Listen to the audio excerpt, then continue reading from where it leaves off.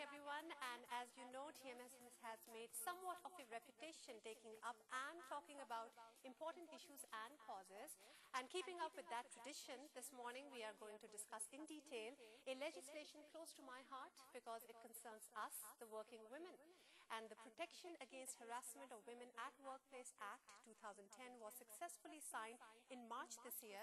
And although that in itself was a huge achievement, having come after almost a decade of campaigning and struggle, we need to now make sure not only that this law is understood and implemented, but also that it instills in women courage to speak up so that they are able to use the mechanisms this law provides. And we have just the right people to do that bidding. Please welcome Dr. Fawzia Saeed, eminent women's rights activist who spearheaded the campaign to get this historic bill passed. And joining Dr. Fawzia is veteran artist of television and theatre, as well as a great proponent of women's rights herself, Samina Ahmed. Hello ladies, good morning. Hello, good morning. How are you? Fine. You are beaming. I know from Dr. Fawzia at least that whenever we do talk about, this bill, she is very in a very celebratory mood. Yes. So that is what is happening today. Positive things should be celebrated. Absolutely, absolutely. In a nutshell, let's go back into this, act, Yes. and do tell us about it. Kind of a refresher course As to what for it our is. audience. Yeah. Okay. The Act actually mandates every organization, may it be government or private, to have a code of conduct which actually criminalizes sexual harassment, Okay. and to institute a 3-member committee, and that is where all the employees will take their grievances to. This is like a grievance committee, and also to display this comprehensive code of conduct in a lounge or some kind of a place where all the employees have access to it. So they know that if anything like that happens, they Know the mechanism. Yeah, the mechanism should be set, instituted, and then people should be informed about it. So that is one law. And if there is any complaint, like if the committee doesn't handle the issue properly, then there will be an ombudsman outside the organization where the person can go. So that is one. All right. But then the issue was how to cover the women in the informal sector and in the streets and the markets, because sexual harassment is very Obviously, it can common happen everywhere. anywhere. So for that, in Pakistan Penal Code, we got one amendment in Section 509 that defines it and declares it a criminal offence punishable by 5 lakh rupee fine or 3 years of imprisonment. So you actually covered all avenues. Yes. Lovely, perfect. Yes. Perfect. Yeah. Now, Samina Ahmed, I was reading, not that we need to know more about you. Everybody has seen you for a very long time. You've done great work. But I read this about you. Now, Samina Ahmed claims she can never be made to partake in a venture that she cannot relate to as a person.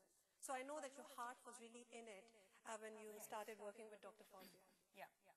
How was it? Definitely. How was it? And with your work in media and education, how did you feel this was needed?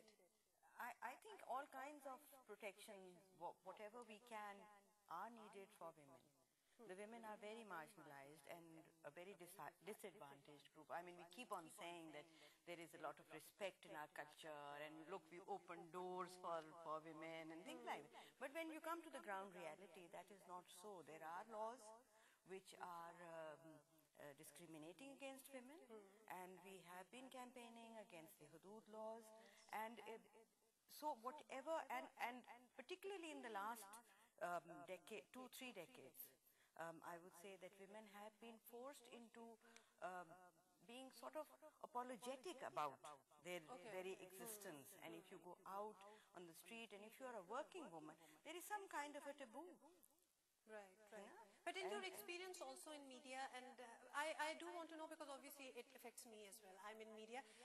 This was needed, this was much needed, because without an organization or a committee, as you say, without it, Yes. women were not encouraged to actually even speak up. I think it's very necessary to have some kind of protection at the workplace, so that, you're It has a deterrence value as well, I think. yes. When you have something like that, I mean, I guess things would probably, the numbers would come down, wouldn't they? And more women would be encouraged, and they will feel safer at working, and they would, the kind of things that they face at the workplace would slowly eliminate, and they I mean, if you're feeling safer and if you're not all the time, your energies are not going into protecting yourself, You can then actually you can do concentrate more. on your work as Be well. more creative. Be more creative, be more efficient, be more aware of what you are doing, and realize your true potential. Absolutely, absolutely. Dr. Fawzia, you are also the chairperson, I would say, National Implementation Committee. Watch committee, yes. And implementation is the thing. We have laws for absolutely everything in the country, but it's the implementation that usually lacks, something lacks over there. So tell us how this is going, because I know that if you are behind it, then things must be moving fast. Actually, the support we got from the government in the process of getting this legislation passed, forming it, improving it, passing it, that momentum has continued. And we thought that it is important to have some kind of a committee, and the Prime Minister himself is very interested, and through the Prime Minister's Secretariat, a lot of leverage is being used, and he advised to form a committee, and it was formed on the platform of National Commission on the Status of Women. Okay. And this committee has about 20 people, partially very high-powered government people, from media, from the civil society, working women themselves. So this is a committee which has members who are really committed to act. Okay. So we meet every 3 months and monitor what is going on. And during those 3 months, it's not as if we don't do work. During those 3 months, the relevant members really chase the key stakeholders. For example, for example, we have talked to the State Bank of Pakistan, which is kind of a regulatory body for all the banks in the country. And they agreed, they were totally convinced, they themselves complied, that they have issued a notification to all the banks in the country to comply with the law and do X, Y, Z, whatever is necessary. Right. Now the banks are immediately, they have become very active. And they're forming their committees, because we know that, because then they contact us for materials, posters and things, and trainings that we keep offering. Similarly, PEMRA has issued guidelines for all the media organizations. So one by one, different regulatory bodies. Health Ministry has issued guidelines to all the hospitals and medical centers.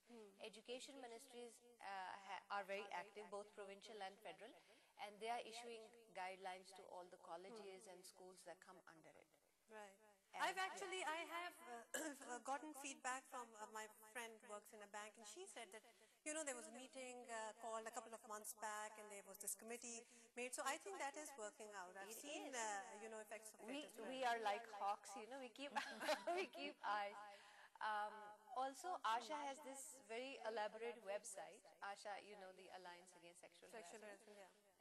It has a very elaborate website, and all kinds of documentation is available there. So I would like to even give the URL here at your show. Sure, please. Because organizations can contact, and they can just download Urdu English materials, download the Comprehensive Code of Conduct. The URL is www.asha.org.pk. All right, great. We are going to also put it up on our Facebook TMS page. They can download guidelines, step-by-step instructions, the code of conduct, whatever they need is there. Okay, Samina, I'll come to you here, and again from your own, digging in your own experience now. So after a lot of struggle, committees are formed that not only, help out with the sexual harassment cases, they deter such cases as well. Do women take, the opportunity to actually report these cases as well? Because the idea is to inform the women too, that, okay, this is there for you. This is what all comes under harassment. A lot of women are actually not even aware, okay, would this be harassment or not? How do we go about educating them? I think Fawzia would be better able to answer whether there have been cases which are reported or not, because they're the people who are monitoring. Okay, Dr. Fawzia. We have 6 legal aid centers that ASHA has established for this purpose only in Multan, Karachi, Hyderabad, Peshawar, Islamabad, Lahore. Women are approaching that, and they do get help. We do have lawyers there, so I want to let everybody know that legal help is also there. They are doing things on their own also, and the committees that have been formed, we know more of the government right now, because the federal ministries were really the first lot. And most of the ministries already have their mechanism set in. They started getting complaints. The police, within themselves, for the staff. they have started getting